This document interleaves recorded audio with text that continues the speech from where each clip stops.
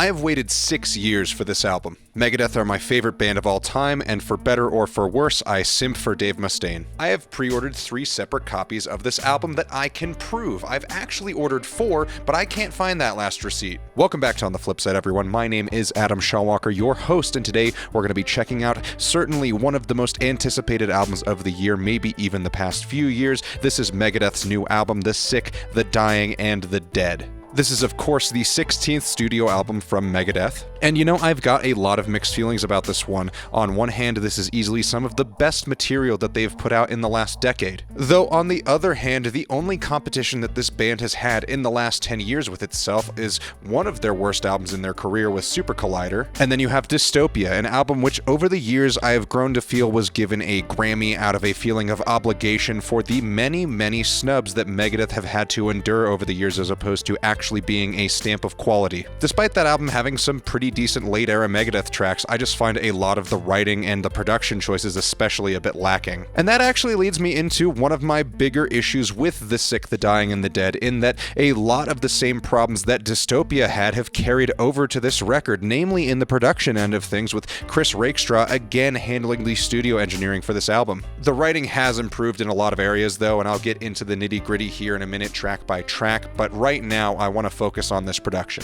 Because it seems to me like Megadeth really fell hard for the amp-like sim marketing really badly. Yes, there are some okay dynamics to these tracks, but it never really feels or sounds like enough. I think Megadeth has always been really concerned with and have made a point of staying on the cutting edge of technology at all times, and what that results in, unfortunately for a lot of these songs, is that these tracks sound fairly flat. The mix on everything is incredibly sharp. It's not really hitting loudness wars levels of a lack of track depth or anything, but compare this album even to some of Megadeth's other late-era work like United Abominations or The System Has Failed, which did come out during the loudness wars, and even those albums sound more rich than the mix on this record. Anyway, it's not the biggest factor here, but it is something that has been bothering me since Dystopia, and I'm fairly disappointed that it wasn't really something that was addressed. Okay, moving on to the tracks. Pretty much every single that Megadeth has dropped during the lead-up for this album has been made to look even better with the context of the record. That's not to say that they released all of the best songs as singles, but what was put out there was definitely more of the choice crops. Past Will Be Back, Night Stalkers, and Soldier On, a lot of the material quality-wise sounds very similar to tracks off of 13 or Endgame, which is fairly solid. There is even a bit of stuff that sounds like it could have come off of Super Collider, which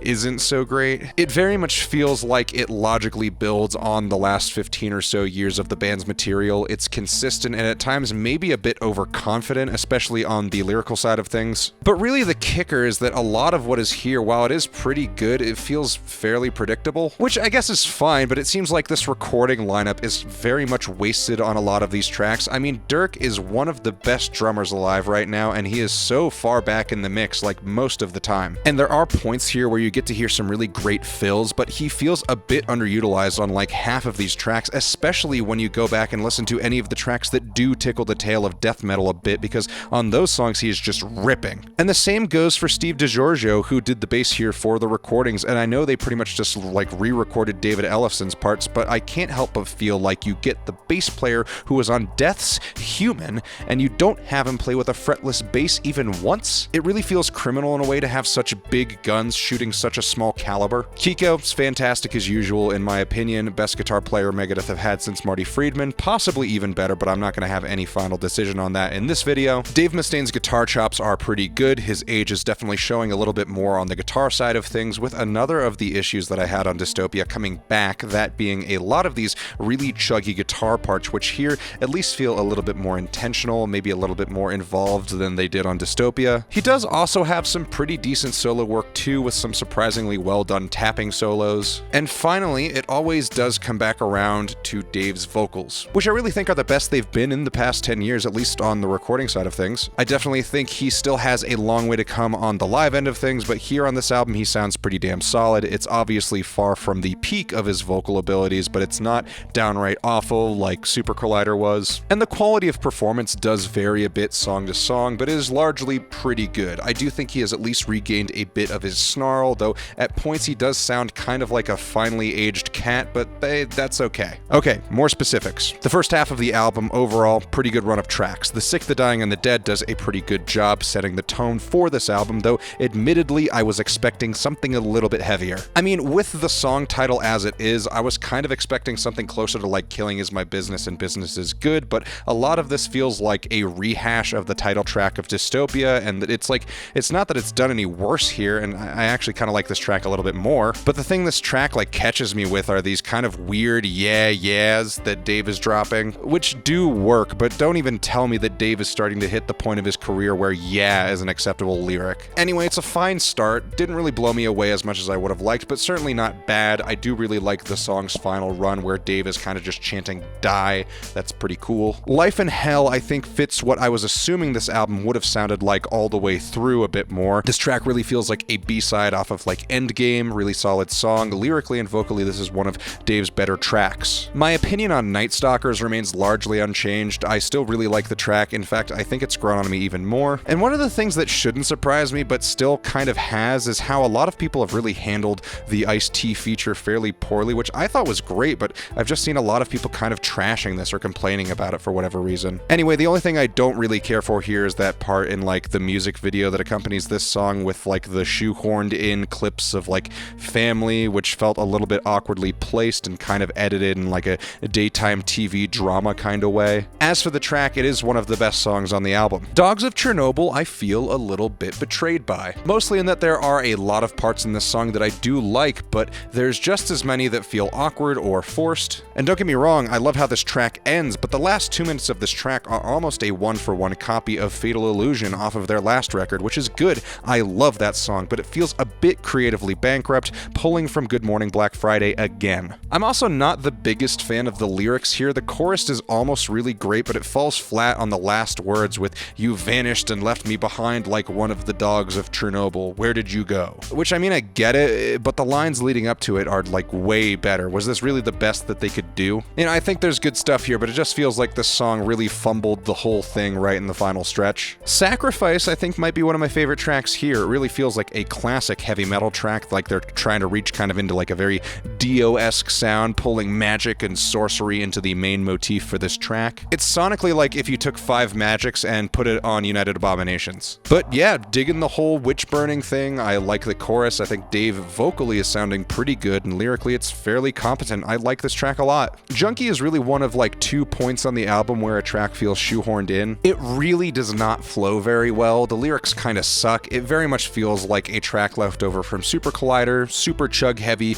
lots of lyrical cliches like The Cure being worse than the disease, several references to Russian roulette, which in a track with this much of a lack of impact feels fairly inconsequential. I think Megadeth have really exhausted the concept of songs about drugs that don't endorse drugs, because if they really want to freshen this shit up, they've got to start saying crack fucking rules or something just to kind of change things up, because this song is just not very good and pretty forgettable. Really, I think the last time they put out a track about hard drugs that was really good was probably Burnt Ice, and that was on United Abominations, so 2007. Psychopathy is an interlude track that leads into Killing Time, the former of which is a cool drum buildup with Dave Mustaine giving a pretty dramatic monologue, but that leads into Killing Time, which doesn't feel particularly appropriate. The song is okay, feels like an attempt to hit on a sound from like Countdown to Extinction, and I don't mean any of like the really iconic tracks from that album. I'm talking like This Was My Life or maybe Architecture of Aggression. And not hating on either of those 2 songs either, I fucking love those tracks. It's just that here it feels like ill-fitting pants that they're kind of trying to fit back into. Soldier On, again, loved the single. In hindsight, the lyrics are a little bit ham-fisted, but the song is still pretty good. I think it's a good example of Megadeth keeping things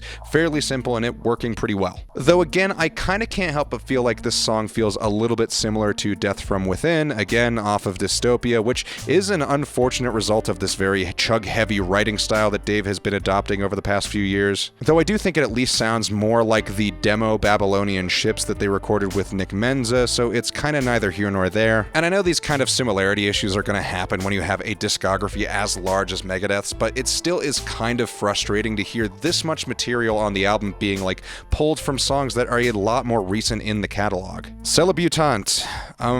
Dave, man, I didn't want to be the one to say this, but this main riff from this track, while it is good, it is really, really, really similar to Hit the Lights by Metallica. And this track does end up being one of the better songs here, but it's kind of easy to forget that, and kind of hard to get past the fact that this song is like kind of ripping from a song that Dave didn't even have direct writing credits for on Kill 'Em All when he wrote like half the tracks there. Why did you rip that song? And I'm not saying it's intentional. In fact, I bet they didn't even think about it, because if they did, I bet they would have changed up that riff a lot. Anyway, still a really great song for the most part. I just thought that was something that I couldn't really ignore. Mission to Mars is the other song that feels pretty shoehorned in on the album. And it's not so much that this track is awful, because there is some really forward-thinking stuff on this track for Megadeth. There is actually some pretty tastefully used synths here that I like, and I do like the first minute or so of this track as a lead-up, but it very quickly feels like it falls apart into being a weak tribute to like a Kiss track or something,